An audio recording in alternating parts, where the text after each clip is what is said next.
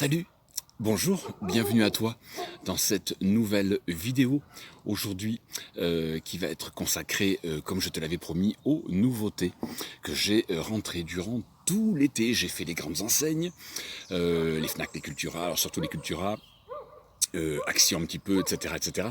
Donc je vais commencer tout de suite parce que j'en ai énormément à te présenter aujourd'hui. J'espère que tu vas bien, que tu es en forme. Je sais que l'époque n'est pas très marrante, la période plutôt avec ces Covid et ces confinements, ces couvre-feux nocturnes. Nous ici, sur la Gironde, nous ne sommes pas encore touchés, donc je te souhaite bon courage si tu es dans une de ces régions. On commence comme d'habitude, j'aime bien démarrer toujours par du reggae quand j'en trouve un. Et là, j'ai trouvé donc ce fabuleux album Symbol of Reality de ce groupe Gladiators, ces Jamaïcains qui en 1982 sortiront, donc c'est un des albums les plus cultes de leur période, de leur carrière, et il est effectivement très réussi. Je vous en avais présenté un la dernière fois, du coup, donc c'est bel et bien un groupe jamaïcain. J'étais complètement passé à côté à l'époque, et du coup, ravi de l'avoir retrouvé en vinyle, toujours pressé chez Nighthawk, leur label qui les distribuait, voilà, avec les bonnes bouilles de nos petits rastas. Et oui, le reggae est très difficile à trouver. Maintenant, même en originaux, ça commence à grimper au niveau des prix, même chez Record Sale, donc ça, du coup, je l'ai pris donc durant tout l'été, et celui-là, je sais pas, il m'est revenu à 10-12 euros à peu près, il n'était pas cher du tout. Donc un album incontournable pour les amoureux du reggae. Alors je me dépêche, j'en ai énormément. Et là, je tiens tout de suite à saluer. Alors une fois n'est pas coutume, je vais vous présenter un bootleg. Alors un bootleg, qu'est-ce que c'est? C'est un disque enregistré donc en concert, qui n'est pas officiel. La maison de disques ne touche pas le moindre centime, l'artiste encore moins. Mais alors ça c'est tout le paradoxe français, c'est vendu légalement dans de grandes enseignes. Alors celui-là, c'est particulier. Il ne m'a rien coûté. Pourquoi? Parce que je l'avais vu, il avait été présenté donc sur la chaîne de mon ami landais qui a sa chaîne donc Donny40. Yann, je te fais un gros coucou et je te remercie encore publiquement de m'avoir offert, parce que c'était mon anniversaire et j'avais vu ces disques-là sur sa chaîne. Et je lui avais demandé de m'en prendre parce que nous, il avait trouvé chez Nose cet album. Et alors c'est un live bien sûr, hein, pas dans leur intégralité. Hein, je pense que c'est un petit peu tronqué, il n'y a pas l'intégralité du live, mais le son est très correct déjà d'une. Et puis surtout, il l'avait présenté sur sa chaîne. Ce live 94, et il avait trouvé chez Nose. Malheureusement ici en Gironde, les Nose ils font pas de disques, donc il me les avait envoyés. Je pensais lui acheter, je voulais également le ZZ Top qu'il avait présenté, mais il n'y en avait plus, et du coup il m'a quand même gentiment envoyé ces deux-là. Je lui ai proposé donc évidemment de lui payer. Il n'a pas voulu, il m'a dit allez c'est bon, c'est cadeau, c'est ton anniversaire, donc Yann, coucou, t'es là, il n'y a pas de souci. Merci beaucoup pour ce super cadeau, parce que bah oui, ça sonne bien pour du bootleg. C'est du soundboard. Donc le soundboard, qu'est-ce que c'est? En fait, c'est le son qui est pris sur la table le soir même du concert, et du coup, on a une qualité qui est quand même très bonne, quoi. Si vous avez du bon matériel pour écouter vos disques, ça sonne bien, donc il n'y a pas de souci. Voilà. Pour le Prince 1994, très bien. Vous voyez, c'était marqué à 10 euros, mais en fait chez nous c'était à 4,99 €. Donc, et puis moi, c'était offert pour mon anniversaire. Donc merci mon petit Yann, gratuit pour moi, un Prince bootleg qui sonne bien, on va pas se le refuser. Et donc quand il y a le fils, il y a le père, si je puis dire. Donc le parrain, voilà, toujours pareil, ça il avait trouvé chez nous, voilà, un James Brown, Sex Machine, alors qu'il reprend donc effectivement les titres que l'on trouvait sur l'album Sex Machine de 1970 en live sur la première face. Et ensuite, ce qui est intéressant, c'est qu'on a plein de titres d'une ou deux minutes, puisque c'est les titres des années 56 et 57 de monsieur James Brown, le parrain, le Godfather of Soul, le père du funk. Donc voilà, ça, eh bien oui, forcément, j'étais agréablement surpris au niveau sonore, parce que je les trouve bons, quoi. C'est franchement bonne qualité, donc rien à dire. Le son est un poil compressé, mais aucun problème, ça passe très bien, et puis en cadeau, c'est encore plus agréable, hein. Donc voilà, James Brown, Sex Machine, super bootleg de l'artiste. Ensuite, on tombe dans le funk, toujours chez les Cultura, des disques là à moins 50, moins 70%. Ils ont fracassé les prix en août, donc je me suis régalé, je me suis fait une razzia terrible. Daft Punk, alors d'habitude, je suis pas trop branché électro, mais alors eux, je trouve qu'ils sont formidables. Leur premier album qui sort en 1996 est une bombe. En plus, il y a alors vous voyez pourquoi il était... comme il était un petit peu arraché ici, ils peuvent plus considérer que c'est du 9,9 mint, donc du coup ils cassent les prix, quoi. Je l'ai eu à, je sais pas moi, 70%, je crois, un truc comme ça, donc il m'est revenu à 5-6 euros, quoi. Voilà, donc chez Cultura, c'est cool. Alors c'est pas tous qui le font, mais de temps en temps ils le font, ils font des prix cassés comme ça. Donc ça, au mois d'août, on se régale. 96, avec évidemment Daft Punk dessus, c'est l'électro-funk, mais moi je trouve que ces mecs ont un génie fou, des Français. Ils sont connus mondialement, hein. Leur réputation n'est plus à faire. Ça date déjà de 96. Et puis regardez, les mecs, ils avaient fait une déco un peu du bureau typique qu'on avait dans les années 70 avec le globe, les affiches de Kiss et tout. C'est génial, quoi. Et puis Super Zik, moi qui n'aime pas trop d'habitude les vocodeurs et compagnie, eh ben écoutez, là, j'avoue que je me suis laissé séduire par ce homework. Et à l'époque, j'étais totalement passé à côté de tout ça. J'aimais pas du tout l'électro. J'étais très branché encore dans ma période musicien avec mon groupe Hard Rock et compagnie. Donc, du coup, j'étais pas branché là-dessus, mais aujourd'hui, avec le recul, je trouve que ces mecs avaient un talent fou, quoi. Donc, un an plus tard, ils avaient sorti le Alive, pareil, excellent concert, donc très bon, quoi. Daft Punk 97, ça c'est, je l'ai chopé, je crois, à Carrefour à 10 balles, celui-ci. Donc voilà, il sort en 97, il a été réédité j'ai mon truc qui se casse, la binoute. Petit incident technique, je me remets en cadre, voilà, j'espère que ça va tenir. Excusez-moi pour le téléphone qui est tombé, je m'en excuse, il n'y a pas de montage sur cette chaîne, je filme et puis hop, je poste. Voilà, donc 97, live, concert, parfait. J'espère que ça tourne toujours, oui c'est bon, voilà, tac, Daft Punk, on en profite. Et puis quand il y en a deux, il y en a trois. Voilà, celui qui vient en 2001, me semble-t-il, oui c'est ça, avec One More Time. Ah ben ça c'est très très bon, j'adore la pochette, papier glacé, glossy, avec des petites nuances de couleurs comme ça, très très sympathique, j'adore quoi. Voilà, Getfall comme ça, je ne sors pas les vinyles, parce que j'ai énormément de disques à vous présenter, donc je ne vais pas perdre du temps à vous sortir les macarons, c'est juste pour vous montrer un petit peu ce que j'ai chopé durant l'été, donc voilà, ça c'est leur deuxième album studio, qui est une bombe atomique, quoi. Donc, et j'ai enchaîné avec le random, évidemment. Alors là, évidemment, sur tous ces albums que je viens de vous présenter de Daft Punk, croyez-moi sur parole, si toutes les rééditions pouvaient être de ce niveau-là, au niveau de la qualité sonore, là je peux vous dire, il y a un master sur tous ces disques de Daft Punk, c'est incroyable. Le son, c'est juste, je peux vous garantir, c'est incroyable. Quand vous avez encore une fois le matos pour l'écouter, c'est juste génial, quoi. Alors évidemment, celui-ci était sorti en 2012, me semble-t-il. 2013 même, voilà. Ce Daft Punk aussi, très connu, alors là ils avaient fait venir évidemment plein d'ingé-sons pour mixer les bandes, etc., pour faire un travail qualitatif exceptionnel, et effectivement il est exceptionnel niveau sonore, il n'y a rien à dire, voilà, ça c'est vraiment du très très très très bon quand on aime ce groupe. Alors moi évidemment, généralement tout ce qui est vocodeur, ça me gênait un petit peu en termes de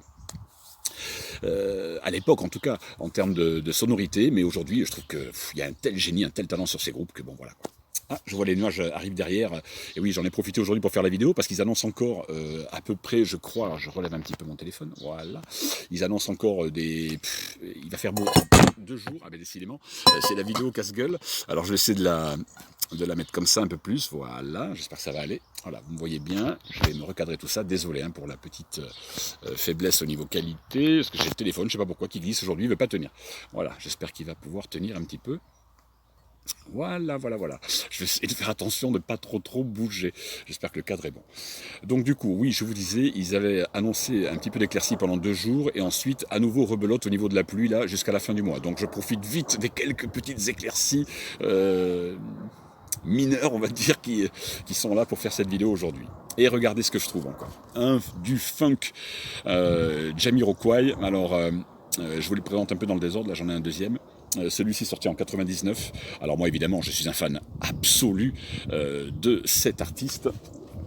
Alors avec enfin le format vinyle, vous voyez, avec un papier mat, mais juste ici évidemment tout ça c'est glossy, brillant. Je ne sais pas si vous le voyez un petit peu comme ça. Voilà, en tout cas, très très belle pochette. Là, ça prend tout son sens avec ce format, bien sûr. C'est beaucoup plus joli qu'avec le CD où on voyait rien, où il n'y avait absolument aucune... Ah, je suis fâché avec le CD, j'avoue. On voyait rien du tout. Regardez-moi le visuel, là, si c'est pas nickel chrome, ça. Hein, c'est pas beau, là, avec un petit effet glossy là, sur les reliefs. Ah, c'est magnifique, quoi. Et puis Jamiroquai, là on est dans sa première période, donc il nous sort des albums d'une excellente qualité. C'est vraiment très très bon, donc bah ouais, on passe pas à côté là-dessus, quoi, hein, évidemment. Et puis son troisième, avec le logo Ferrari, parce qu'il adore conduire les Ferrari. Donc là, c'était son 3e album. Oui, c'était le 3e, celui-ci, qui sort en 96, me semble-t-il. Ouais, c'est ça. Sony Music, toujours, c'est du Weird Vinyl. Alors, je vais vous donner, si je le trouve, je crois qu'il y avait un coupon de téléchargement, mais je suis pas sûr. Est-ce qu'il y est? Peut-être qu'il n'y est pas cette fois-ci. Je vais regarder ça. Alors, je regarde s'il y a le coupon du téléchargement. Est-ce qu'il est là? Il me semble qu'ils avaient noté. Ah ben non, même pas. Ils en ont même pas mis cette fois-ci. D'habitude, ils mettaient We Are Vinyl. Ah si, le voilà. Le voilà. Il est pour vous. Si ça vous intéresse. Hop, voilà. Je vais essayer de le mettre comme ceci. Vous ferez un petit arrêt sur image. Le premier servi. Voilà. Tac. We Are Vinyl. Donc évidemment, qualité au top, bien sûr. Il n'y a rien à redire là-dessus. Ça sonne très très bien et puis surtout c'est funk quoi, c'est Jamiroquai et donc pour les connaisseurs évidemment je pense que pour tous les amoureux funk vous allez vous régaler en achetant ces pressages vinyles qui sont enfin d'une qualité digne de ce nom parce que moi j'avais réécouté dernièrement le CD que j'avais acheté à l'époque quand il était sorti et bon honnêtement voilà quoi, c'est super moyen quand même hein. Je trouve qu'après c'est une question de sensibilité et d'oreille bien sûr mais ça une perle funk pour tous les amoureux du père Jamiroquai. Je me dépêche. J'espère que le téléphone ne va pas retomber, ça fait 2 fois qu'il tombe. Excusez-moi encore hein, pour ça. Voilà, et puis on arrive sur un des plus grands soulman nord-américains, Donny Hathaway, une voix crooner soul. Ça sera son dernier album studio, me semble-t-il, en 73. Il va nous pondre ce petit chef-d'œuvre, Donny Hathaway. Je vous montre quand même un petit peu le macaron quand même. Parce que je ne voudrais pas que la vidéo soit trop longue. Ça sort donc chez Atco. Voilà, à l'époque, voilà, à l'endroit si possible. Voici le macaron, l'état des disques évidemment, hein, c'est du neuf donc forcément ils sont très très beaux. Pochette antistatique, travail évidemment incroyable. Ce songwriter Donny Hathaway est très connu, alors, encore une fois aux États-Unis, en Angleterre, partout en Europe, mais en France ça. Ma cache ballon. Donc voilà, si vous tombez là-dessus, régalez-vous, soul funk. Plus soul que funk, puisque là on est en 73, mais c'est vraiment d'une qualité exceptionnelle. Hein. Allez-y, régalez-vous quoi. Et puis, pareil, encore un master là d'enfer sur ce pressage, les Barkeys, le groupe qui sortira chez Stax Records avec toute cette écurie d'Otis Redding, Sam and Dave et compagnie. Là on voit même Al Jackson Jr., le batteur, qui accompagnait tout le monde. Et les Barkeys nous sortent un album légèrement instrumental, avec quelques reprises également. Il y a le Yesterday des Beatles, le Humping Hey Jude également. Ils vont nous sortir cet album chez Volt en 1969. Il y a une qualité de pressage, là c'est le pressage américain, qui a été donc pressé dans je ne sais plus quelle ville, il le disait sur le petit sticker, mais évidemment je ne les garde pas les stickers, donc je m'en sépare, mais la qualité du disque est assez exceptionnelle, encore une fois. Là c'est vrai qu'il faut bien reconnaître que depuis 1 an ou 2, je constate vraiment que sur les rééditions, ils ont compris maintenant évidemment que le vinyle se vend très très bien, donc il s'applique énormément sur les masters. On refait des masters spécifiquement pour le vinyle, et là on a des sons, je peux vous dire que ça dépasse même les originaux. Là on est vraiment sur des qualités aujourd'hui qui sont assez extraordinaires, même si je suis un fervent admirateur et adorateur surtout du son analogique d'origine, mais là il faut être objectif, il faut être tout à fait objectif, quoi. Ça sonne du feu de Dieu, quoi. Donc oui, ça dépasse pour aujourd'hui en tout cas, pour beaucoup de disques, la qualité des premiers pressages originaux. Mais là, voilà, quand on a un travail comme ça, évidemment, on ne passe pas à côté. Les Barkeys, Got a Groove, fabuleux album, fabuleux disque. On a terminé pour la soul funk, on passe sur de la pop, avec le premier album d'un artiste incontournable en 2004 qui sortira, cette bombe pop. Mélancolique à souhait, une voix, une atmosphère. J'adore Keane. Alors moi, je n'aime que les 2 premiers albums. Je ne sais pas pourquoi les autres, j'ai pas accroché, ça m'a pas parlé. Mais alors celui-ci, quand je l'avais découvert, je l'avais acheté en CD, je m'étais rué dessus en 2004, quand il était sorti à l'origine. Et ils l'ont ressorti, donc ça c'est la réédition de 2017, ou peut-être même la première édition vinyle, je ne sais pas. Mais en tout cas, là, vous avez effectivement tous les titres ultra connus de cet artiste sur ce premier album. Je vous dis, les 2 premiers c'est de la bombe, hein. Je cherche le deuxième, je ne l'ai pas encore trouvé. Et voilà, donc artiste anglais, groupe anglais.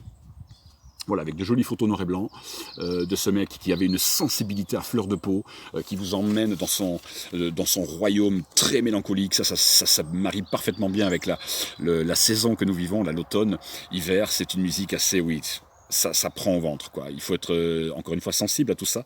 Moi, je le suis, et je trouve que c'est un album vraiment, vraiment magique, avec le deuxième que je cherche, Iron Sea, je crois, Iron Butterfly, je ne sais plus comment il s'appelait. Je l'ai en CD. Et donc ça, c'est vraiment une bombe, croyez-moi sur parole. Keane, voilà, moi je suis vraiment, vraiment amoureux de cet artiste, mais voilà, sur ces 2 premiers albums uniquement, malheureusement. On arrive, je me suis trouvé, et oui, je découvre Cure, moi, sur le tard. Je n'aimais pas du tout quand j'étais ado, ça je vous l'avais dit sur la précédente vidéo. J'avais trouvé en occasion l'album de 87, ça c'est l'album de 1985. The Head on the Door, voilà, qui est, ben oui, très bon.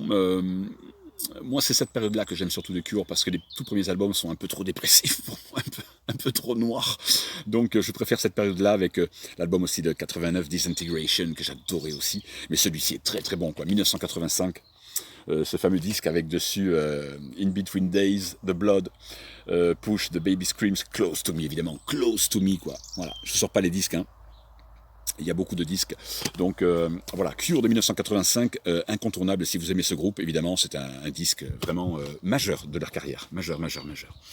Et puis, clin d'œil à mes amis du Vinyl Club. Thomas, Laurent, je sais à quel point vous aimez cet artiste. Et Oasis, évidemment. Et donc, j'ai trouvé, là, récemment, en septembre, là, pas très cher, 16-17, je crois, un truc comme ça, le premier album de Liam Gallagher en solo. Après sa période à vide avec les BDI, bon, ils avaient splitté avec Oasis en 2009, il s'était mis un petit peu sur la gueule avec Noël, avec son frère, et du coup, il va nous faire un putain de bon disque, quoi. Moi, je kiffe, je surkiffe. En ce moment, c'est celui qui tourne le plus sur ma platine, parce que ouais, c'est le côté rock, quoi. Hein. Noël, je trouvais plus pop, ça me parle moins. Mais Liam, je trouve, il est toujours là. La voix, sa voix, il a rebossé le mec, il s'est repris. Il a passé une période de sa vie où il était au fond du trou et il est tombé sur une nana qu'il a un petit peu relevée. Ah, souvent les femmes relèvent les hommes quand ils sont pas bien. Voilà, un petit clin d'œil aux dames qui regardent ces vidéos. Liam Gallagher là s'est trouvé voilà une nana qui l'a un petit peu remis sur pied, il s'est repris et il nous fait un album là en 2017 qui est fantastique, quoi. Fantastique, moi je surkiffe, je vous assure que j'écoute ça en boucle en ce moment, je n'arrête pas, j'adore. Moi pour moi c'est pas, j'ai entendu les mauvaises langues dire ouais c'est du sous-Oasis, what, non, c'est pas du sous-Oasis du tout, ça n'a rien à envier à Oasis, c'est très très bon, il y a des mélodies, c'est rock, c'est bien joué, il y a un bon groupe derrière, il y a des bons icos, les chansons sont super bien écrites. Liam, forever, ça c'est pour Vinyl Club, ciao les garçons. Mais quand il y en a 2. Du coup, ben oui, j'ai chopé le deuxième là qui était sorti là en 2019.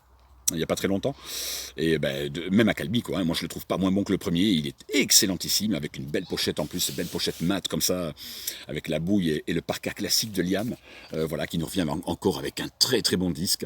J'ai un peu moins accroché sur l'Unplugged, je l'ai écouté, mais puis finalement je l'ai pas acheté parce que je le préfère quand même avec son côté rock, Liam. Donc voilà, très très très très très joli album, mat comme ça, regardez-moi ça un petit peu si c'est joli. Pourquoi moi, pourquoi pas. Voilà. Why me, why not? Voilà, photo mat, pressage, nickel, ça sonne super bien, c'est du rock, on aime ça, donc on prend.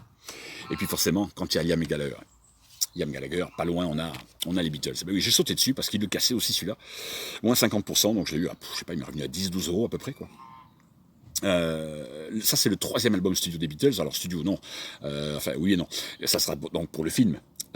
Hard Day's Night, bien sûr, avec nos comparses, John Lennon, Paul McCartney, Ringo Starr, George Harrison, bien sûr. Et donc, là, c'est le 3e album. On est encore dans leur toute première période où c'est un petit peu, je dirais pas gnangnan, parce que c'est les Beatles, attention, quoi. Hein, c'est quand même le plus grand groupe au monde qui a inventé la pop moderne. Et quel génie ces mecs. McCartney et Lennon, quel génie ces types.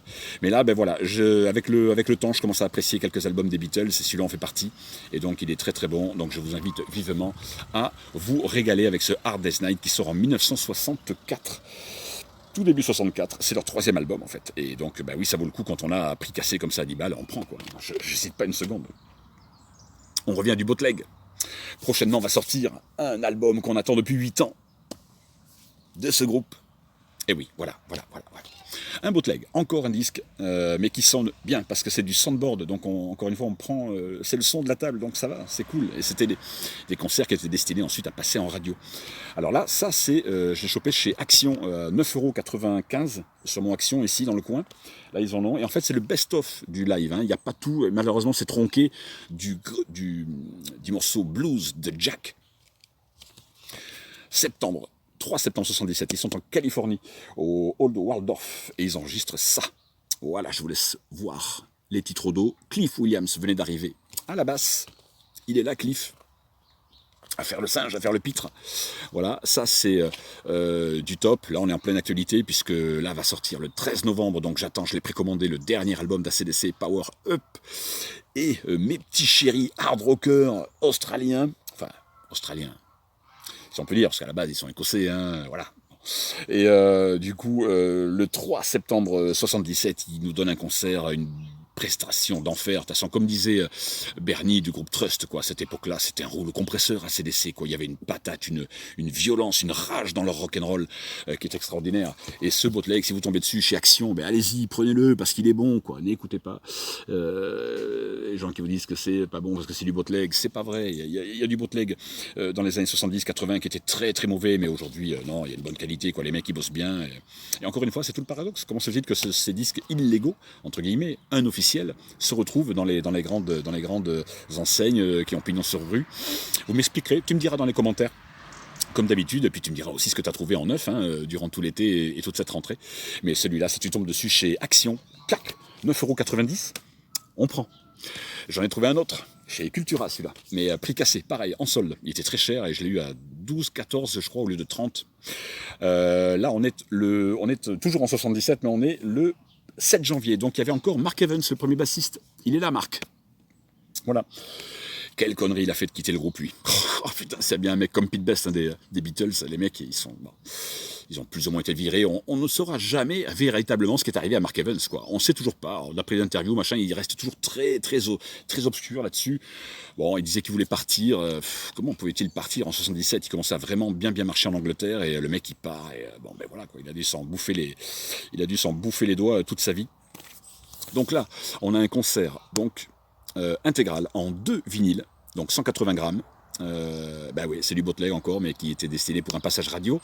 C'était diffusé généralement soit en direct, soit quelques jours après sur les radios. Là, c'était en Australie, au Tasmanian Devils, live broadcast recording Hobart City Hall, le 7 janvier 1977. Et c'est une bombe atomique.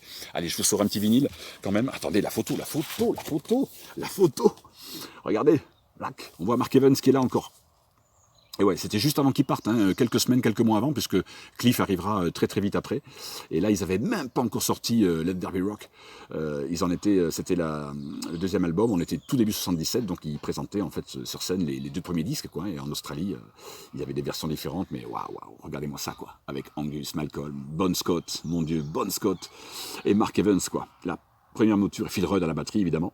La première vraie mouture, parce qu'évidemment, il y avait Dave Evans Savant, les chanteurs, d'autres batteurs, d'autres bassistes, mais bon, voilà. Là, on est sur du top, méga top.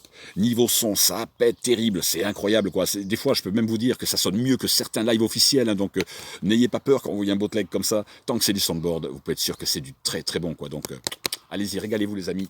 ACDC, waouh, paf, top. Et puis, on attend le 13 novembre, je vous présenterai le dernier album studio. Mais là, on est sur la grande période. Encore un bootleg chez Action, 9,90 €. Et oui, ce fameux concert. Je vous en avais parlé de ce concert sur ma vidéo Guns N' Roses. Je vous invite à aller les voir. D'ailleurs, toutes ces spéciales, il y en a beaucoup. Spéciales Led Zeppelin, ACDC, j'en ai fait beaucoup, Rolling Stones, etc. Guns N' Roses, j'avais fait une spéciale dessus il y a longtemps de ça. Donc, vidéo, c'était les débuts, donc bon, pas top, mais quand même, je vous montre quand même ça. Et là, on a ce live au Ritz dont je vous avais parlé, qui était enregistré le 2 février 88. À New York, au Ritz, oui, de New York. Et du coup, c'est les best-of. Vous voyez, ils le mettent bien, best-of. Donc c'est tronqué de 4 morceaux quand même. Voilà, c'est tronqué de 4 morceaux. Alors on a quand même l'essentiel, mais comme je pense que c'était un label qui ne pouvait peut-être pas éditer de vinyle, ça faisait peut-être trop lourd pour eux, ils n'avaient peut-être pas les moyens, donc ils ont tronqué de 4 morceaux. Mais on a quand même, ce concert qu'on avait tous vu à la télévision à l'époque, retransmis sur M6. C'était en 89. Et donc moi c'est ça qui m'avait... j'avais 20 ans, c'est totalement ma génération, c'est la raison pour laquelle aujourd'hui je vous présente, j'ai mis mon plus beau t-shirt pour la sorte. Voilà, mon groupe chéri, un de mes groupes chéris, évidemment, les Guns N' Roses, je pense évidemment encore, je fais un petit clin d'œil à mes potes Vinyl Club. Ça, c'est un live bootleg encore qu'il vous faut. Le son est pas mauvais. C'est pas le meilleur, mais il est quand même pas mauvais du tout. Comme pour le ACDC tout à l'heure. Et là, donc, celui-là, si vous passez à côté, Prenez-le, parce que si vous le voyez, voilà, 9,90 €, faut pas se priver, ça sonne bien quand même, parce que moi j'ai un Jefferson Airplane aussi, que j'avais chopé chez Action il y a 1 an environ, et ça sonne très bien, donc nickel, allez-y, allez-y, allez-y, ne vous gênez pas. Voilà, je suis toujours dans le cadre, ça va, tout va bien, nickel. Encore de la faute de Yann, Donny 40, Live and Music, il l'avait présenté sur sa chaîne également celui-ci, regardez-moi ça. Triple album live enregistré en 77, c'est de la bombe atomique, voilà. C'était enregistré, je sais plus où, en Angleterre me semble-t-il, je sais plus où c'était, où ça avait été enregistré. Il y a des photos exceptionnelles. La qualité sonore, c'est vraiment alors un truc de dingue, mais un truc de dingue. Regardez-moi ça. Alors je vais vous le mettre bien comme il faut, j'essaie de pas trop bouger pour que le téléphone ne retombe pas une 3e fois, jamais 203, mais regardez-moi, un des meilleurs guitaristes au monde, Monsieur Rory Gallagher, regardez-moi ces photos, sympa comme tout, voilà le gars quoi, notre Irlandais, notre célèbre Irlandais Rory, voilà, alors ça c'est pareil, c'est une... Qu'est-ce qu'on peut dire sur ce live? Vous savez quoi?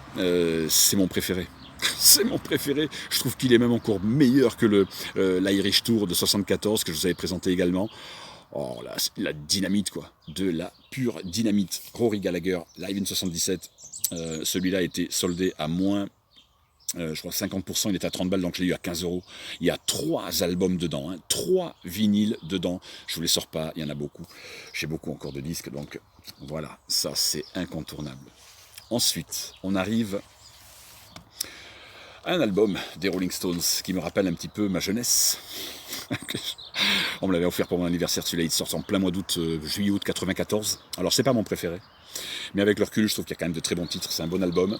C'est pas ma période préférée des Stones, mais voilà quoi, à ce prix-là, prix cassé à moins 50%, on prend, on n'hésite pas une seconde, avec la fameuse photo, une photo du 19e siècle, voilà, très beau doux, où le diable est représenté avec la diablesse ici, et les disciples amorphes en train de jouer aux cartes. Ah, c'est lugubre, c'est glauque, mais c'est bon, c'est les Rolling Stones quand même. 94, ils reviennent là. Bon, c'est le retour des Stones.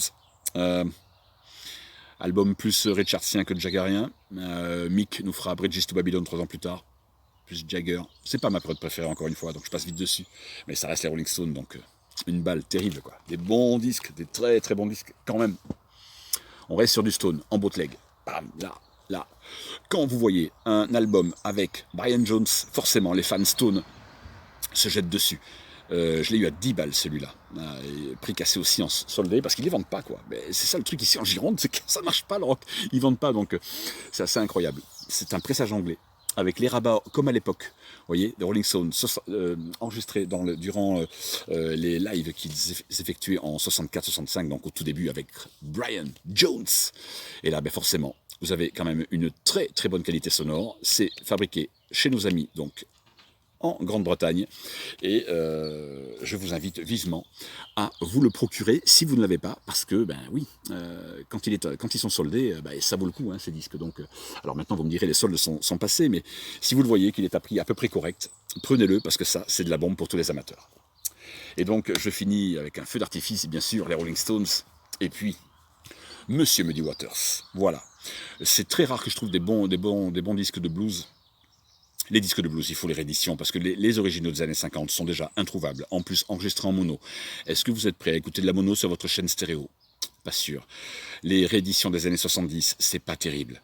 Mais les rééditions, là, Music on Vinyl, cet album est enregistré en 1978, produit par Johnny Winter, le fameux guitariste albinos très blond, qui était évidemment un adorateur, mais comme tout le monde, regardez-moi cette bobine de Muddy Waters, le mec a inventé ce qu'on appelle le blues moderne. Tout le monde est monté, tout le monde est parti du sud pour monter à Chicago, jouer dans les grandes salles, donc il fallait s'électrifier, il fallait jouer en électrique, on ne pouvait plus faire le blues acoustique des années 40, et clac, il a fallu, et ils ont inventé le blues moderne, et tous ces mecs ont influencé toutes les générations derrière qui sont arrivées, les Stones, les Cream, les Yardbirds, les Who, tout le monde se réfère à ce monsieur. Regardez le visage, la bouille de ce monsieur Muddy Waters qui décédera en 1983. Ah, un culte. Je voulais vraiment finir en apothéose. Music on Vinyl, une qualité sonore incroyable. Soldé à moins, je crois qu'il était à moins 30 ou moins 40 celui-là, les Cultura, donc il m'est pas revenu très cher. Wow, quel disque, quel disque. Et pour finir, mes amis, voilà, je voulais rentrer dans les 30 minutes, je ne voulais pas dépasser. Évidemment, après Muddy Waters, en 1955, arrive Elvis Presley, le King, avec une pochette glossy magnifique, le King du King, voilà, qui reprend donc les 30 titres qui ont été classés numéro 1 aux États-Unis, pas en France. Il ne faut pas rêver. Nous, on en avait d'autres ici, on avait les Chats Sauvages, bon, pas pareil, quoi. Et donc, du coup, Elvis, bah oui, Elvis de Pelvis, quoi, le King of the King, le voici, bah oui, l'inventeur, hein, entre autres avec Bilal et les Comets, Jerry Lee Lewis, Fats Domino, Gene Vincent, Eddie Cochran. Voilà, les créateurs, le rock'n'roll dans toute sa splendeur, des disques sublimes. Voilà, pressé en 180 grammes, celui-là je vous le sors. Voilà, parce que si vous avez sorti tous les macarons, la vidéo aurait duré beaucoup trop longtemps. Donc là, on est sur des pressages avec un master fait, je crois, par Georges Marino. Je vais vous dire ça dans quelques secondes. Ils se sont appliqués et effectivement, moi qui possède plein de compilations des années 70 d'Elvis Presley, ben, je peux plus les écouter derrière parce que là, ben, là vous avez une qualité qui est au-delà, quoi. Ça, c'est bien au-dessus. Ils se sont mis à deux pour remasteriser les bandes en 2002. Ça date de 2002, me semble-t-il. Voilà, pardon, j'essaie de regarder en même temps que je vous parle. Je vois plus la date du copyright, mais en tout cas compilé par Roger Sémon. Et là, ils ont fait encore une fois un travail, un master, technical tape. Il y a beaucoup de noms. Georges Marino, voilà, remasteriser les bandes au Sterling Sound à New York. Et ça, il était soldé à, pareil, moins 50%, je l'ai trouvé, donc je l'ai eu à 15 balles, je crois qu'il était à 30 en prix normal.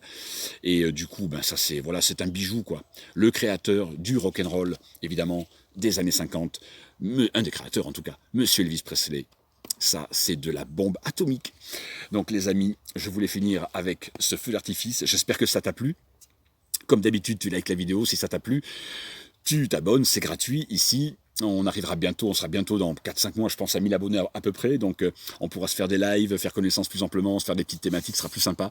Et du coup, ben écoute, je te souhaite bon courage pour cette période un petit peu compliquée. J'espère que tu t'es acheté des trucs en solde cet été assez sympa. Je te fais de gros bisous, je t'embrasse comme d'hab. Et je te dis à très très vite pour une nouvelle vidéo. Ciao, ciao, à bientôt.